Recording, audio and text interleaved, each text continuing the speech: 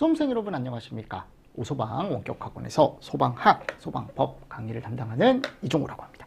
자, 이번 시간에 저 이제 아크릴로레인부터 해서 이제 나머지 가스들 한번 또 보도록 하겠습니다. 아크릴로레인은 우리가 아크릴 알데히드라고 얘기하는데요. 허용 농도가 0.1이래요. 와우, 0.1짜리 처음 나왔네요. 그죠? 그러니까 극소량에 의해서도 사람이 죽을 수 있다라는 거죠. 그래서 맹독성 가스가 지금 나왔고 너무너무 중요한 가스입니다. 너무너무. 시험제 잘 나와요. 아크릴로레인을 하셨죠. 그리고 또 이름을 아크릴 알데히드라고 얘기한대요. 치사량은 10이래요. 1ppm 정도일 때 점막을 침해시키고, 요게 중요한 게 이거 잘 보세요. 석유나 유지류가 탈 때 나온대요. 그러니까 우리가 B급 화재, 유류화재라고 나중에 배우는데 그 유류화재 시에 나오는 맹독성 가스 중에 하나랍니다. 석유, 유지 꼭 알고 계셔야 되고 산화가 되기 쉽고요. 공기와 접촉하면 아크릴산이라는 걸로 변한대요. 아크릴산. 그래서 아크릴로레인 특징 잘 알고 계시고요. 허용 농도 꼭 보셔야 됩니다. 0.1짜리는 꼭 보세요. 이따가 하나 더 나와요. 여기 포스겜. 이거부터 볼까요? 0.1짜리, 그죠? 그리고 얘가 예전에 우리 한론 중에 104라는 게 있었어요. 근데 104가 우리가 보통 얘기하는 CCl4거든요. 근데 이게 소화력이 괜찮아요. 근데 얘가 너무 세요, 얘. 그리고 얘가 불과 만났을 때, 얘가 나온대요. 생성물로, 포스겐이. 그러니까 이게 약재로서 사용을 하는데 그 성능은 괜찮은데, 그게 이제 우리가 보통 얘기하는 연소가 됐을 때, 약재도 연소가 되거든요. 분해가 되면서 거기서 열분해 나오는 물질이 얘가 나오는 거야, 포스겐. 그럼 사용하겠어, 이거를? 안 하죠. 너무 위험한 거야, 어떻게 보면. 그죠? 자, 그리고 폴리염화비닐과 같이 염소가 함유된 수지류가 탈 때 미량으로, 많이 나오진 않지만 미량으로 나온대요. 됐죠? 그래서 PVC라는 게 탔을 때 미량으로 나올 수 있다라고 되어 있습니다. 됐습니까? 네. 그래서 요거를 폴리염화비닐이라고 얘기합니다. PVC를. 자, 그리고 2차 세계대전 당시 독일군이 유대인들을 대량 학살하기 위해서 사용했던 가스래요. 되게 극악무도한 사람들이네, 그치? 이 독성 가스를 사람한테 뿌렸으니. 그래서 요거 두 개는 꼭 알고 계세요 하셨죠? 두 개 잘 나와요, 시험 문제. 특징도 꼭 알고 계셔야 되고, 허용농도 당연히 알고 계셔야 되고요. 자, 8번 염화수소라는 가스가 있습니다. 염화수소. 허용농도가 5네요, 그죠? 얘도 봐봐요. 염화비닐수지. 폴리염화비닐 같이 염소가 함유된 수지류가 탈 때 발생하는 가스다. 똑같은 거야. 폴리염화비닐, 염화비닐수지 똑같은 얘기입니다. 그러니까 얘를 폴리염화비닐이라고 해도 상관없어요. 또는 영어로 그냥 PVC라고 표현해도 전혀 문제 없습니다. D급번 가보면 건물 내 절연제나 배관제가 탈 때 생성된대요. 그러니까 이게 건물에 가보면 여러분들 전선이 엄청 많잖아요. 그럼 전선을 피복이라는 게 감싸고 있단 말이에요. 그럼 전선 피복이 탈 때 발생할 수 있고, 또 이제 우리가 PVC 배관이라고 해가지고 이제 우리가 이제 수도 배관 같은 거 있어요. 플라스틱 배관. 그 플라스틱 배관이 탈 때 생성되는 가스를 이름을 뭐라고 한대요? 염화수소라고 얘기한대요. 금속을 부식시킬 수도 있고요. 호흡기도 부식을 시키는데 철근까지도 부식을 시키네요. 점막을 손상시킬 수 있는 가스다. 특징 잘 알고 계세요. 그때 염화수소 가보면 이런 애가 탈 때 나오기 때문에 얘가 위험한 게 여기서 진짜 많이 나와요. 아니, 건물에 가보면 전선이 없는 건물이 있습니까? 없죠. 배관이 없는 건물이 있습니까? 없죠. 그러니까 진짜 많이 나오는 가스인 거야. 진짜로. 그죠? 그래서 염화수소라는 가스가 위험한 애입니다. 그만큼 많이 나오니까요. 자, 건물 화재가 워낙 많다 보니까 무슨 말씀인지 아시겠습니까? 자, 그리고 나서 이제 거기 다음에 가보면 아래 갔을 때 이산화질소라는 게 나옵니다. 우리가 얘를 질소산화물이라고 얘기하기도 하고 옆에다 하나 써주세요. 근데 이 질소산화물은 시험 문제가 많이 나오지 않습니다. 허용농도가 1이네요. 그죠? 그러니까 그만큼 허용농도가 낮죠, 얘도. 맞죠? 그래서 우리가 1밖에 안 되기 때문에 얘도 어떻게 보면 맹독성 쪽으로 분류할 수 있습니다. 자, 질산셀룰로스나 폴리우레탄 등이 불완전 연소 시에 발생한다. 질산, 폴리 이런 것들이 불완전 연소 시에 발생한대. 많이 나오진 않아요. 이산화질소, 질소산화물은. 질산염 계통의 무기물질 화재에서 발생한다. 그리고 산성비의 원인이 된대. 이런 것들은 조금 잘 보시면 좋죠. 그리고 색깔이 약간 무슨 색이란데요? 오렌지빛이 난답니다. 오렌지빛. 그래서 오렌지빛의 기체가 나온다. 이산화질소다. 자, 그리고 다음 여기 11번, 12번. 여기는 불화수소라는 게 있고 브로마수소라는 게 있는데 이 두 개 헷갈리니까 잘 구분해서 알고 계셔야 돼요. 왜냐하면 다 수소기 때문에. 그래서 불소와 만난 것과 브롬과 만난 것, 그죠? 두 가지가 좀 차이가 있는데 불화수소는 3이에요. 3. 허용농도. 알고 계셔야 돼. 유리를 부식시킨대요. 유리 부식 나오면 불화수소. 그리고 유독성이 강하다. 맨눈 노출 시 시력까지 상실될 수 있다. 자, 그리고 12번에 가보면 브로마수소라는 게 있습니다. 브로마수소. 또는 우리가 취화수소라고 얘기하죠. 취화수소. 허용농도는 5ppm입니다. 5ppm. 방염수지류가 연소했을 때 발생하며 상온상압에서 물에 잘 용해가 된다라고 되어 있는데 맞습니까? 그러니까 이게 여러분들 원래는 제가 이거를 지워서 아래다 정리했는데 이게 들어가 있더라고요. 그냥 한번 읽어보세요. 그러니까 결국 이 내용이 여기 있는 거예요, 여러분들. 5ppm, 그죠? 이게 제가 잘못 넣은 거죠.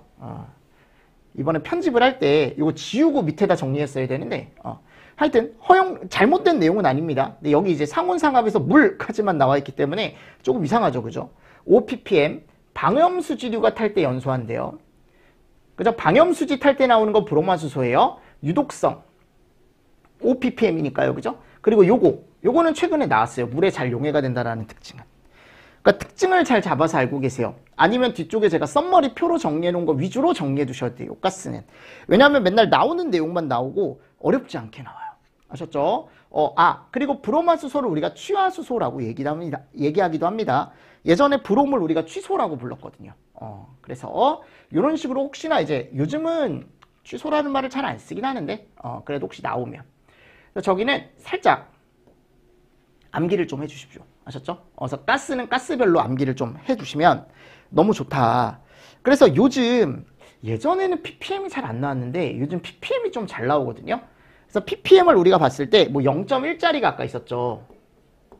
아크릴로레인이나 또 뭐 있었어요? 포스겐 있었죠. 포스겐. 기억하시죠? 그죠? 그리고 아까 1ppm짜리가 있었는데 이산화질소.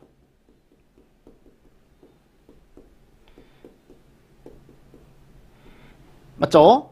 그리고 3ppm짜리가 있어요. 3. 걔가 불화수소. 그리고 5짜리가 있습니다. 이 5짜리가 우리가 브로마수소, 염화수소.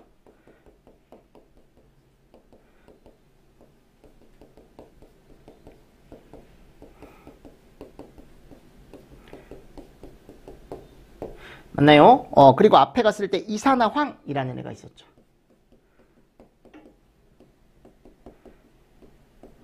그리고 우리가 10짜리가 황화수소. 그리고 시아나수소.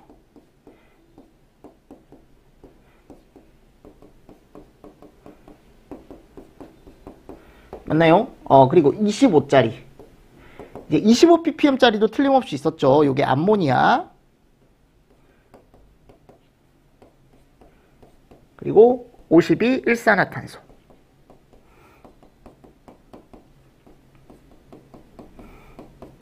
그리고 5000이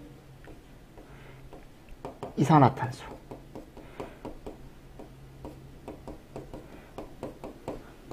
맞습니까? 네, 이런 내용들. 이게 여러분들 같이 정리를 잘 해주셔야 돼요. 이런 내용을. 됐죠? 자, 그래서 이거를 암기를 해주셔야 됩니다. 요즘 이 ppm값 비교하는 것도 나왔었고요. 최근에. 자, 이제 뒤쪽에 연기 및 가시거리. 자, 우리가 연소가스를 했고요. 이제 연소가스 말고 조금 더 큰 개념인 연기로 가겠습니다. 자, 근데 이 연기 안에는 고체도 있고요. 그리고 액체도 있고요. 그죠? 그리고 기체로 되어 있습니다. 걔 자체는. 근데 기체 안에 약간 밀입자의 고체와 액체가 다 섞여 있어요. 그래서 이런 고체와 액체가 섞여 있기 때문에 우리는 연기를 눈에 볼 수 있습니다. 근데 이제 눈에 보이지 않는 걸 우리가 이제 가스라고 얘기하는 거고요. 그죠? 근데 이제 불이 났을 때 사람들이 피해를 입는 이유가 요 연기 때문이라 그랬죠. 그 연기 안에 있는 가스 때문이지만 정확하게 따지면.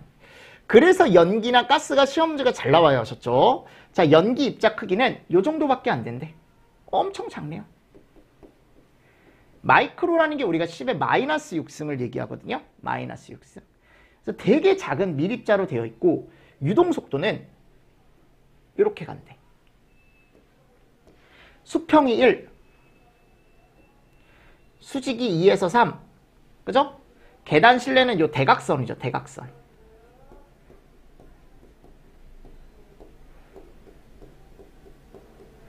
이런 식으로.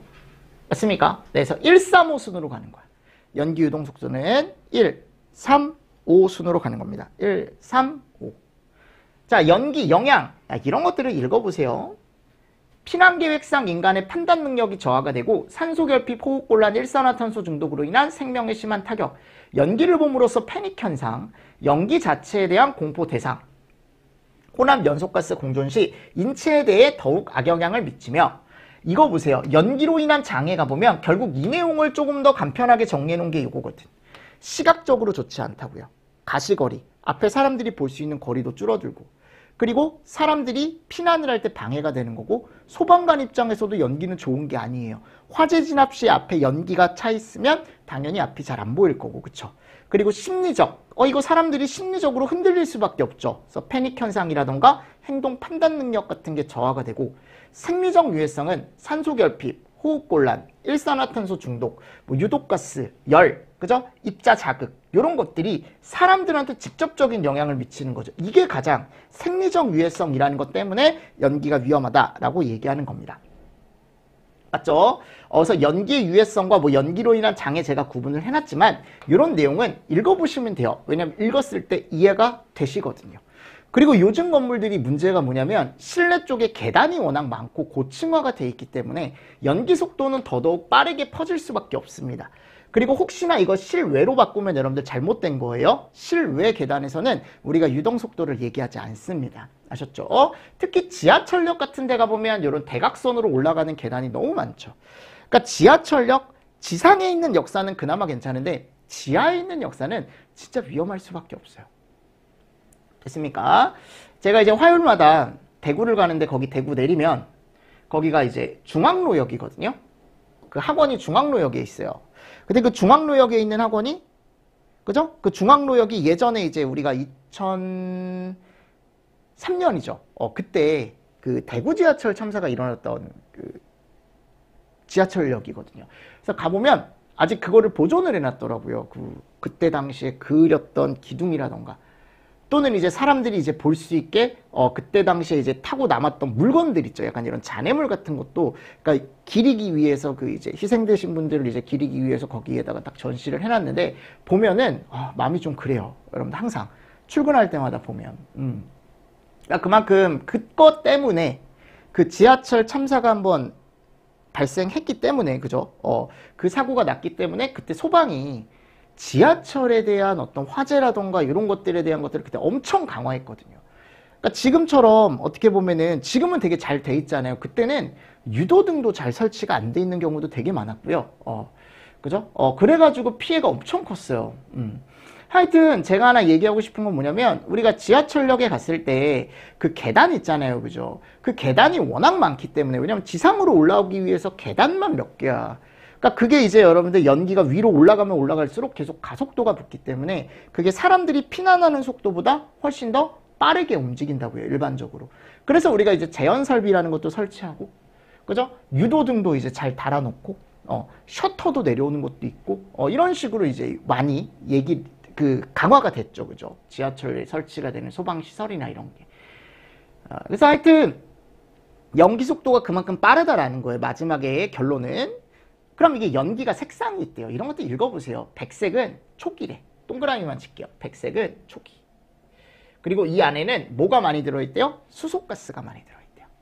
흑색은 초기 이후죠. 이후. 그리고 탄소가 많대. 뭐가 많다고요? 탄소. 화재 초기의 발열량이 성장기나 최성기 발열량보다 많대요.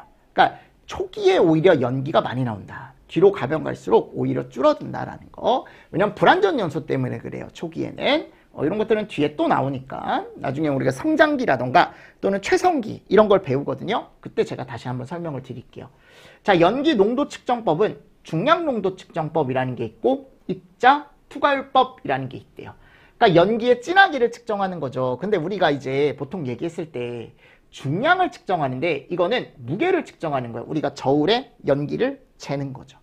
저울에다가 연기 무게를 쟀을 때 거기서 나오는 그람이 있대. 밀리그램이라고 해가지고 요 밀리가 10의 마이너스 3승인데 밀리그램 퍼 메타 3승 최적당 어떤 무게 얘를 가지고 우리가 이제 중량이라는 걸 측정하기도 하는데 소방에선 잘 사용 안 해요. 이거를 저울에 재고 이런 식으로 연기 농도를 측정을 잘 안 하고 또는 연기의 개수를 세는 거야. 하나, 둘, 셋, 넷, 다섯, 여섯, 일곱, 여덟. 개죠, 개. 어차피 밑에 최적은 똑같아요. 그죠? 그래서 연기 입자수를 측정하는 방법인데 이 두 개는 소방 쪽에서는 사용을 안 해요. 아셨죠? 근데 얘 있죠. 투과율법. 요거를 사용하는 거야. 소방에서는. 무슨 말씀인지 아시겠죠? 그래서 내가 여기에 불이 나면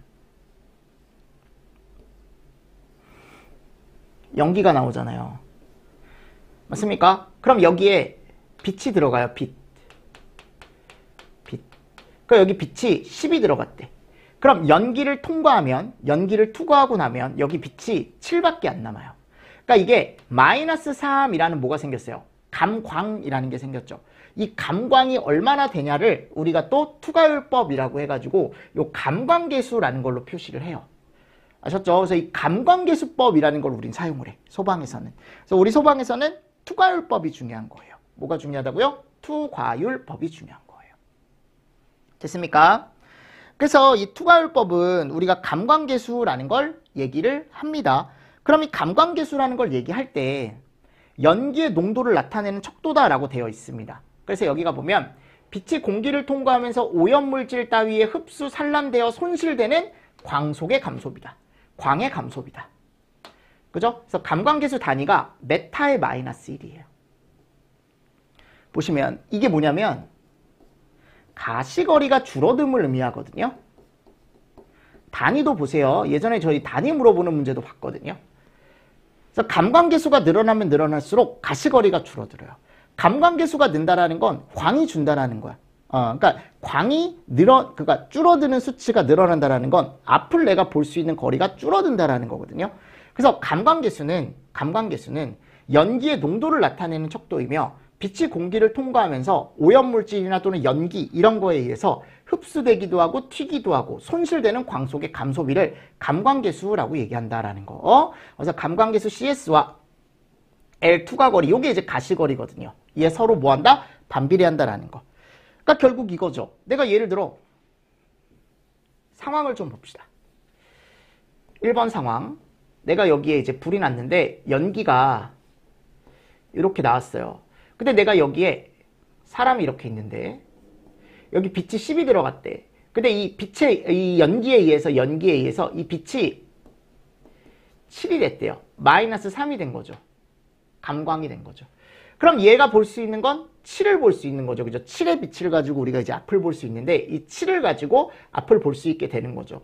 그럼 이 사람이 지금은 가시거리가 그래도 웬만큼 나아졌는데 두 번째, 이번에는 화재가 좀 진행이 돼서 연기가 더 많아진 거죠. 처음에 빨강색 연기 3개만 있다가 여기에 연기가 더 추가가 됐대. 이렇게 6 정도로. 아셨죠? 그럼 처음에 10이 들어가서 7이 나왔던 게 이제는 7이 나올 수가 없습니다. 그죠? 그러면 이 사람이 앞에서 볼 수 있는 광은 이제 몇 밖에 없어요? 3밖에 없죠. 그러니까 앞을 볼 수 있는 게 어떻게 된다? 줄어들 수밖에 없다는 거지. 왜냐하면 광이 3밖에 없으니까. 그러니까 결국 감광계수가 늘었어요. 마이너스 3에서 몇으로? 마이너스 7으로. 감광이 늘었기 때문에 이 사람이 볼 수 있는 가시거리는 짧아질 수밖에 없다. 그러니까 결론은 감광이 늘면 가시거리는 줄어들 수밖에 없습니다. 그쵸? 그래서 이런 것도 같이 보셔야 돼. 이게 왜냐하면 이게 시험 문제로 되게 많이 나와요. 이 멘트가. 근데 제가 얘기했죠. 이런 것들은 그냥 생각을 해보면 감광이라는 건 빛이 준다라는 거니까. 빛이 줄어드는 게 늘어났다. 감광계수가 늘어났다는 건 빛이 많이 줄었다라는 거고 그럼 내가 볼 수 있는 앞을 볼 수 있는 거리는 줄었다라는 거니까. 그치? 요거 잘 알고 계셔야 됩니다. 아셨습니까? 자, 그래서 감관계수와 가시거리 표가 하나 있어요. 요거를 암기를 살짝 해주셔야 되는데 보기로도 나올 수 있고 아니면 이 표 자체가 나올 수도 있습니다. 표에서만 문제가 나올 수 있고 아니면 하나의 보기로도 나올 수 있고. 아셨죠? 연기 문제에서. 그러면 감관계수와 가시거리는 방금 얘기했습니다. 이거 비례로 되게 많이 바꿔놔요. 뭐예요? 반비례입니다. 반비례. 그리고 감관계수가 0.1, 0.3, 0.5, 1, 13 이렇게 늘죠. 봐봐. 1, 3, 5, 1, 13 다시 1, 3, 5, 1, 13이에요. 근데 3인데 30이야. 30. 아셨죠? 135, 113, 135, 113. 자, 얘가 뭐에 대한 값이에요? 감관계수에 대한 값이죠. 그래서 감광이 점점 느는 거야. 이렇게. 늘어나는데 중요한 게 뭐다? 가시거리가 오른쪽에 정해져 있어요. 그럼 0.1일 때 가시거리는 1, 2, 3이래. 아셨죠? 대신 20, 30이에요. 그리고 요거 크로스. 됐죠? 1, 1. 1은 1이에요. 요거 크로스해서 바꿔주시고 1은 1이고 10은 2, 50. 2, 50. 그리고 30일 때는 가시거리가 없어요. 그러니까 이때는 살 수가 없는 거죠. 어떻게 보면 사람이. 그래서 오른쪽에 상황이 나와 있습니다. 감관계수가 0.1일 때 가시거리는 얼마고 0.3일 땐 가시거리가 얼마고 0.5일 땐 가시거리가 얼마고 1일 때는 가시거리가 얼마고 그죠? 이런 것들이 나와 있고 오른쪽에 상황이 나와 있어요. 그러면 감관계수가 0.1일 때 가시거리가 20에서 30m 정도 보이는데 그때 상황은 아직은 초기래. 초기. 그리고 나중에 감지기라는 걸 배워요. 자, 연기감지기가 작동한대요. 그러니까 연기감지기가 작동한다라는 건 그만큼 우리가 보통 얘기했을 때 연기감지기라는 건 연기를 감지하는 감지기거든요. 열을 감지하는 건 열감지기라고 얘기하고 그 연기감지기가 작동을 한대요. 그리고 미숙지자가 도망가기 조금 힘들 때 누구요? 미숙지자. 그러니까 미숙지자라는 건 결국 그 건물에 갔을 때 처음 온 사람이죠. 내가 이 건물을 어디에 계단이 있는지도 모르고 어디에 복도가 있는지도 모르고 내가 이 건물을 처음 와본 사람이지. 그러니까 조금 피난하기 쉽지 않겠죠. 20에서 30m만 보여도 그죠? 피난하기가 쉽지가 않다. 그래서 초기, 연기, 미숙. 됐습니까? 그래서 초연한, 미숙이. 초연한이라는 게 약간 청초한. 약간 뭐라 그러죠? 그냥 우리가 보통 얘기하는 그 청초한이라는 게 갑자기 그 기억이 안 나네. 그 여자분들 중에 청순한, 그지? 약간 그런 느낌이야. 그 청순이란 말이 기억이 안 났어요. 하여튼 초연한 미숙이라고 외워두시면 됩니다. 초연, 미숙. 연초라고 하면 좀 그렇잖아, 그지? 연초피는 미숙이 좀 이상하잖아. 그렇게 해도 되는데, 연초피는 미숙이 해도 되는데, 좀 그러니까. 자, 이제 두 번째 왔을 때 이제 숙지. 요거 이제 숙자라고 외우시면 돼. 그래서 초연한 미숙이와 숙자는 아셨죠? 여기는 어둡대. 어두워서 앞이 보이지 않는다. 됐죠? 초연한 미숙이와 숙자는 어두워서 앞이 안 보인대. 이렇게 해서 외워두세요. 대신에 초연 미숙은 세트예요. 숙자 어두워서 앞이 안 보인다. 그리고 여기는 따로 외워두셔야지. 최성기. 최성기는 이미 그 안에 불이 가득 찬 거예요. 사람들이 살 수가 없겠죠. 그죠? 일반적으로. 그리고 얘가 안 보인대. 얘가 안 보이면 진짜 큰 문제거든요. 유도등이 보이지 않는다라는 건 앞쪽에 광이 하나도 없다라는 거. 어떻게 보면 내가 유도등이라도 보여야 절로 나가면 되나? 이런 판단이 가능한데 그것조차 쉽지 않다라는 거죠. 그만큼 어떻다라는 거예요? 위험한 상황이다라는 겁니다. 그래서 요거 암기 팁 제가 넣어놨으니까 꼭 보세요. 자, 그래서 우리가 연기 유동이라는 걸 이제 배울 건데, 자 보세요. 제가 이제 가시거리와 감관계수라는 걸 설명을 드렸고, 그럼 이제 연기가 유동을 한단 말이에요. 자, 연기가 만약 유동을 하지 않는다면 우리 사람들 입장에서는 괜찮은 겁니다. 그죠? 왜냐면 이동을 안 하니까 그냥 그 자리에만 있는 거잖아요. 얘가 확산이 안 되는 거잖아요. 그럼 그걸로 인한 피해가 그렇게 크진 않을 거다라는 거지. 근데 얘가 정말 활발하게 이동을 하거든. 왜냐면 기체잖아요. 그리고 뜨겁잖아요. 보통 이 뜨거운 기체는 어디로 올라가요? 위로 올라가요. 이건 여러분들 우리 일상생활에서도 볼 수 있죠. 예를 들어 내가 이제 물을 끓여요. 물을 끓이면 물이 팔팔 끓으면서 거기서 수증기라는 게 나오는데 그 수증기가 아래로 깔리는 게 아니고 다 어디로 올라가요? 위로 올라가죠. 맞잖아, 여러분들. 그리고 아이스 아메리카노 말고 우리 뜨거운 아메리카노 먹으면 아메리카노가 담겨져 있을 때 그 뚜껑을 나중에 열어보면 그 위에 수증기가 쫙 맺혀 있잖아요. 그러니까 뜨거운 증기는 무조건 위로 올라가는 거야. 그러니까 그거에 의해서 이제 위로 올라가고 걔가 이제 옆으로 확산이 되는 거죠, 빠르게. 그러니까 연기라는 게 뜨겁기 때문에 위로 빠르게 여러분들 옆으로도 퍼지고 위로도 빠르게 퍼지는 현상이 있기 때문에 중요한 거죠. 그래서 그런 것들을 잘 잡아줘야 되는데, 근데 이게 우리가 그냥 위로 올라가는 현상을 부력이라고 얘기합니다. 근데 그런 거에 의해서도 연기가 퍼지기도 하지만 이런 것들이 또 영향을 준다는 거지. 외부 풍압. 그러니까 이게 뭐냐면 내가 예를 들어 고층 건물에서 불이 났대요. 그럼 고층 건물에서 불이 났으면 연기가 막 나오는데 여기가 예를 들어 막 40층이래, 40층. 창문이 열려 있는 거예요. 그러면 이게 올라가면 올라갈수록 대기권도 여러분들 되게 불안정해지거든요. 그러니까 이게 바깥쪽에서 바람이 불어오는 어떤 이제 풍속이나 이런 것들이 거셀 수밖에 없다고요. 그래서 그런 것들에 의해서 어떻게 된대요? 연기가 여기저기 확산이 된대. 그러니까 이 풍압도 중요한 거죠, 그죠? 그래서 우리가 예를 들어 뭐 이런 데 있잖아. 뭐 서울에 가보면 그 롯데타워 거기 건물에 가보면 그 위쪽이 이제 주거시설이거든요. 거기 진짜 뭐 부자들만 산다면서요. 찐 부자들만 산다면서요. 거기는 창문이 없대요. 창문이 없대. 왜냐하면 창문이 있으면 그 대기권이 불안정하기 때문에 어떻게 보면은 사람들이 위험해지는 거죠. 맞습니까? 그래서 거기는 이제 바깥쪽에서 이제 공기 순환 시스템을 통해서 이제 이런 식으로. 제가 그래서 거기 안 가는 거 아니에요. 충분히 돈은 있는데 그 창문이 없다 보니까 그 답답해도 어떻게 살아, 그지? 돈은 충분히 있는데, 그죠? 죄송해요, 여러분들. 방금 되게 의아해했죠. 의아했죠. 돈은 없어요. 돈이 없어서 못 가는 거야, 여러분들. 그렇죠. 1층 산다 그랬잖아요. 1층 삽니다, 저. 1층 살아요. 부럽지 않습니다. 그리고 우리는 외부 풍압의 영향이 거의 없어요. 뭐 있을 수 있는데 주차장도 바로 보이고 얼마나 좋아. 화장실 급하면 엘리베이터 안 기다려도 돼. 부럽죠? 부럽죠?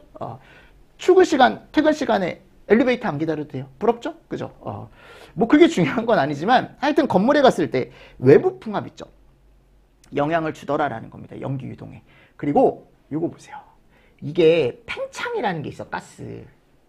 그러니까 화재시 가스가 온도가 상승하거든요. 그럼 그게 위로 올라간다고. 가스, 기체는 고온이 되면 올라가요, 위로. 그 이유가 얘가 팽창을 해요. 그리고 밀도가 감소한대. 밀도가 감소한다? 밀도라는 걸 우리가 로우라고 얘기하거든요. 로우가 떨어진다라는 건 결국은 그냥 무게가 떨어진다라고 생각하시면 돼요. 그리고 부피가 팽창한다라는 건 옆으로 늘어난다라는 거거든요. 약간 풍선처럼 위로 뜬다라는 거예요. 아셨죠? 그래서 우리가 밀도라는 걸 구할 때 보통 아래다가 부피라는 걸 넣어주는데 이 부피가 늘어나면 얘가 떨어져요.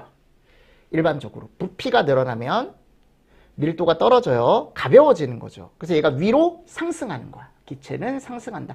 얘를 우리가 뭐라고 하냐면 가스가 팽창된다? 팽창이 뭐예요? 최적이 늘어난다라는 거죠. 그거에 의해 위로 뜨는 힘이 생기는 거예요. 위로 뜨는 힘을 우리가 이름을 부력이라고 얘기합니다. 그리고 공조. 이것도 중요하죠. 공조. 요게 냉방, 난방, 통풍, 공기조화 이런 것들 영향으로 연기가 이동한대. 그러니까 요즘은 이제 에어컨도 설치돼 있고 난방기도 설치돼 있고, 그죠? 그리고 통풍이나 공기조화, 바깥쪽 공기와 약간 순환 이런 걸 위해서 이런 공기가 돌아가는 시스템 같은 걸 만드는데 그걸로 인해서 연기가 이동하기도 한대요.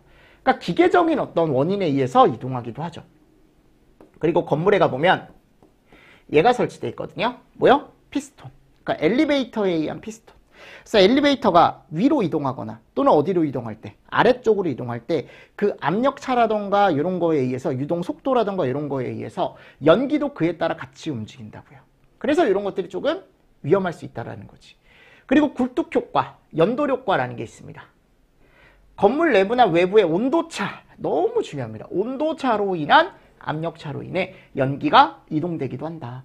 그래서 우리가 보통 얘를 이제 고층 건축물의 연기 유동 원인이라고 얘기합니다. 또는 그냥 건물의 연기 유동 원인이라고 얘기를 해요. 맞습니까? 네, 이런 것들 같이 보십시오. 그래서 팽굴, 풍공피, 팽, 굴, 풍, 공, 피. 근데 여기서 이제 자세하게 우리가 볼 거, 요거.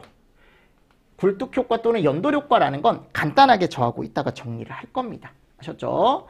자, 두 번째. 이제 하나하나 보는 거예요. 연기 유동 원인의 첫 번째, 가스 팽창 부력부터 봅시다. 화재로부터 방출되는 에너지는 연소가스를 팽창시켜서 연기 이동의 원인이 될 수 있다.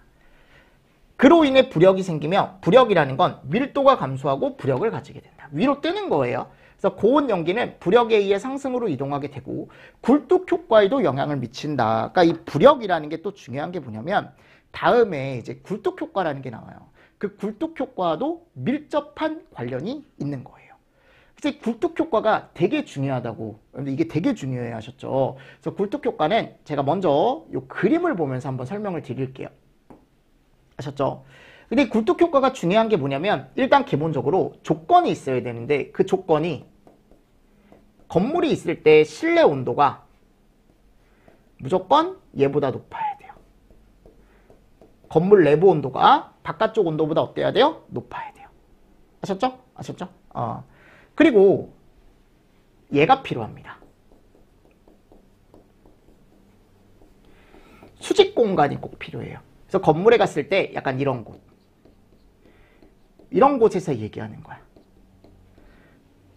무슨 말씀인지 아시겠습니까? 그러면 여러분들 이 굴뚝이라는 곳이 어디예요?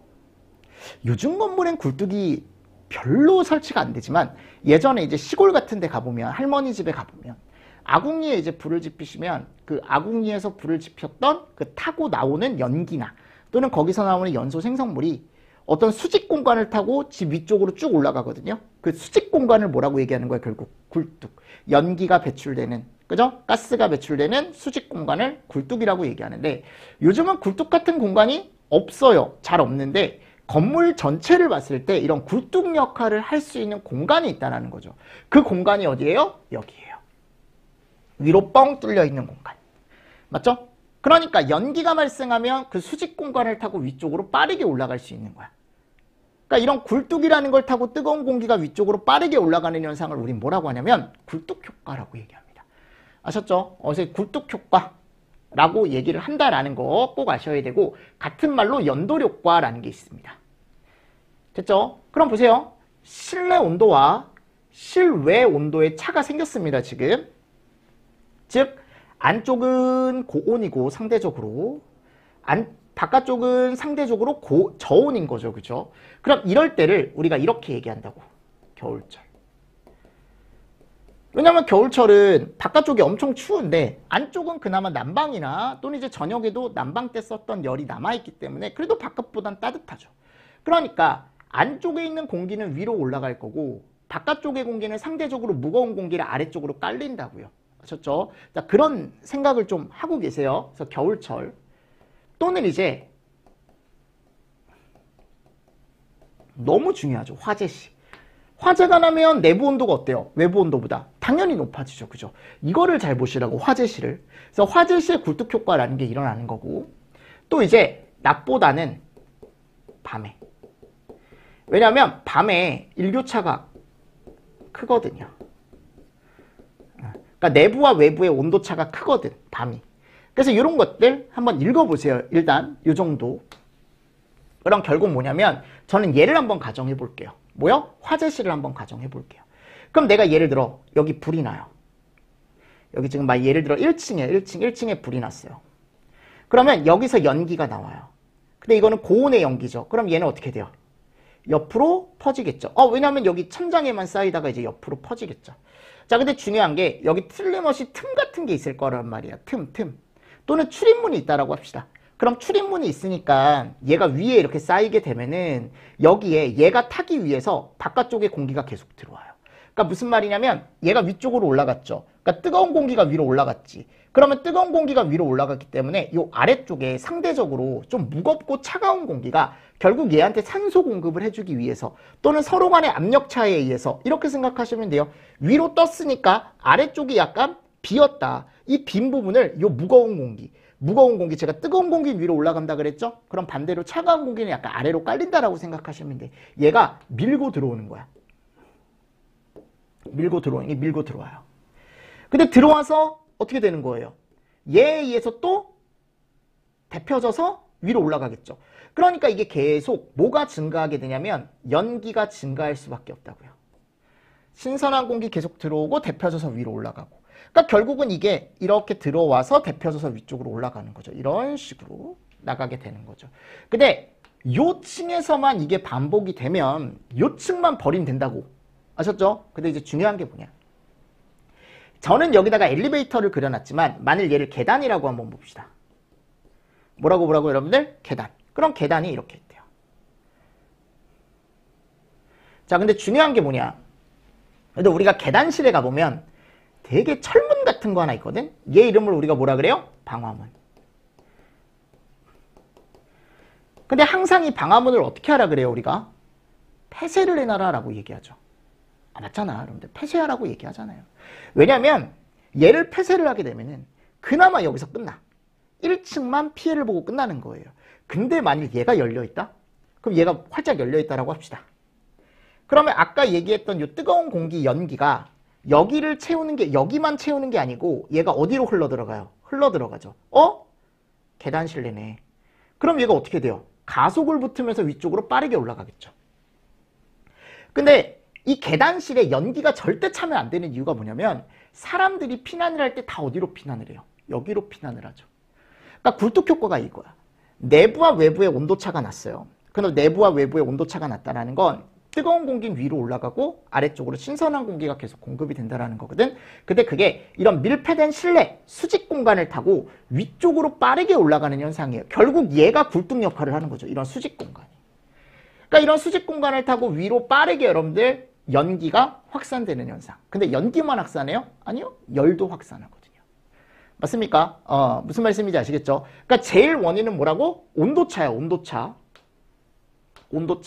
온도차에 의해서 뜨거운 공기가 계속 위로 올라가려고 하다 보니까 이런 굴뚝 효과에 갔을 때 이런 수직 공간을 타고 전 공간으로 열이나 연기가 퍼지는 게 문제라고요. 그래서 여기를 가득 채웠으면 사람들이 여기를 이용을 못하는 거야 이제. 근데 또 문제가 여기가 만일 열려있다? 방화문이? 그럼 또 어떻게 돼요? 이쪽으로. 열이나 연기가 또 이쪽으로 들어오는 거죠. 그럼 여기도 피해, 여기도 피해, 전층이 피해를 볼 수 있다라는 겁니다. 그러니까 굴뚝 효과가 우리 소방에서 얘기를 많이 하죠. 많이 얘기합니다. 하셨죠? 꼭 알고 계셔야 돼. 그래서 꼭 알고 계셔야 돼요. 그래서 이 그림을 여러분들이 한 번 정도는 꼭 보셔야 된다. 됐습니까? 그래서 원인 잘 알고 계시고 요때 잘 발생한다라는 것도 알고 계시고 이 그림을 우리가 이해를 하고 그 다음 이제 정의를 볼 겁니다. 여기 가보면 정의가 나와 있습니다. 자, 이름이 굴뚝 효과 또는 연돌 효과, 영어로 뭐래요? 스택 이펙트래요. 맞습니까? 그럼 텍스트로 한번 보겠습니다. 조금 쉬었다가 제가 텍스트로 한번 말씀을 드리도록 할게요. 아셨습니까? 네, 이번 시간도 이렇게 하고요. 저희 다음 시간에 이거 텍스트 한번 읽어보고 다시 한번 보면서 밑에 있는 문제점이라던가 또는 인자 이런 것들 한번 볼게요. 이거를 잘 봐야 다음에 나오는 중성대까지 여러분들이 마무리를 하실 수가 있습니다. 자, 이번 시간도 수고 많으셨습니다. 수고하셨습니다.